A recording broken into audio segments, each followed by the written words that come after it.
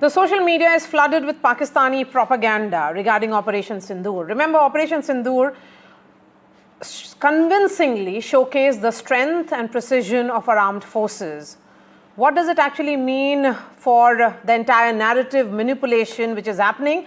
Let's bring in Mariam Solaimankhil, who is a member of Parliament of Afghanistan's Parliament in Exile. Mariam, thank you for speaking to NDTV. You have taken to X to laud India for carrying out a successful military operation against Pakistan. Now that ceasefire is in place between the two nations, of course, ceasefire which was sought by Pakistan, we are seeing what is evidently narrative manipulation.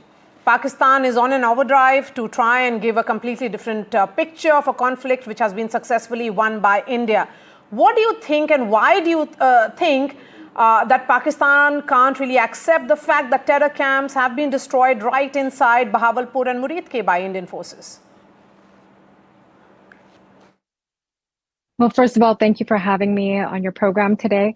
As an Afghan, we've been dealing with Pakistan and their ISI for decades now. And this is what they do. They deflect and they try to change the media perception. They don't care what the reality is. They were harboring Osama bin Laden, but they try to paint themselves out as if they're the victims of terror. Whenever we can very clearly root back every terrorist activity in the world almost back to Pakistan and their madrasas, and specifically ISI. So this is what they do. This is what they've been doing for decades. And I think now the world is beginning to see.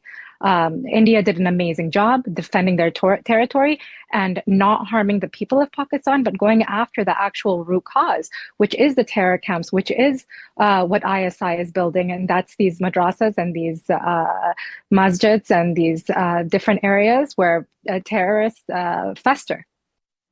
And Mariam, one of the evidence which was provided by the Indian government and armed forces to the world, and I'll ask the producer to put that on our television screens, post the precision attack, was top generals and senior administrative officials in attendance during namaz-e-janaza or funeral, which actually sent a clear message that the Pakistani ISI and army and the terror outfits like Jaish-e-Mohammed and Lashkar-e-Taiba are inseparable. Well, what's worth more to the Pakistani military institution than their nuclear weapons are the terrorists. That's worth way more. They can utilize them, and they have been utilizing them way more for decades now. And as Afghans, we've seen it, and as Indians and as Kashmiris have seen it as well. We've all seen exactly what they inflict. Does it surprise me? No. Should it surprise anyone? No. When someone like Chowdhury is the spokesperson of the entire military institution, and he was raised by by UN sanctioned terrorist who was an advisor to Osama bin Laden. So if they have those types of people advising and in the top ranks of their military, of course they're going to be in the janazas. Of course they're going to be at the funerals. They're shedding tears. They're crying victim because their terrorists were killed. These are globally renowned terrorists. And to try to separate ISI from terrorism is being naive. ISI is a terrorist organization, and that's what I stand on. My last question to you, Mariam, before I let you go. Prime Minister Narendra Modi has called out Pakistan and, particularly their attempt to internationalize this entire issue.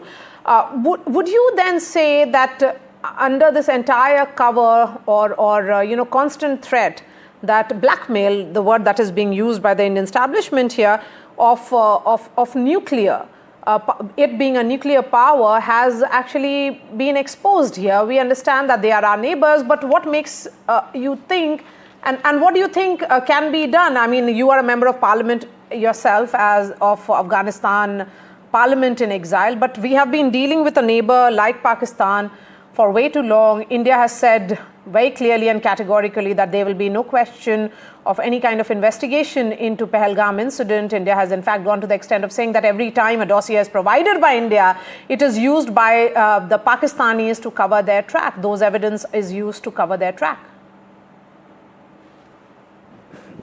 I think we're living in a historic time right now, and we're watching China try to use Pakistan as a proxy against India. That's the root of this entire issue. Pakistan is left cold. I think the world is beginning to understand what Pakistan is about. And they're a historically insecure nation that thrives off of bringing terror into our countries. And we've seen their ministers, their head of the ISI, their military generals repeatedly threaten not just India, but threaten the entire world with nuclear annihilation if they're threatened. So there's so many different layers of irresponsible management of nuclear weapons that I still don't understand how they're allowed to manage their nuclear weapons. They've threatened the world with nuclear weapons. They've fostered over 25 different terrorist organizations within those borders. They held and they gave safe haven in the most luxurious part of Abbottabad to Osama bin Laden. And now they're at an economic crisis. At any day, all of these nuclear weapons that they hold could go into these people's hands. So disconnecting them is irresponsible. And now China is trying to utilize that against India. And right now is the time. And we're seeing it. What makes me happy is that the French, the Israelis, the Americans, the British, they're all standing by India because they know that they're in the right. The social media campaigns are bots. The social media campaigns are ISI-run bots. At the end of the day, the world sees that India is in the right. The way that they handled the situation was beautiful, and they may be proud, honestly. All right, Mariam. Pleasure speaking to you. Thank you so much for joining us on NDTV. That's all from me. Gargi will be back with you with all the news and updates.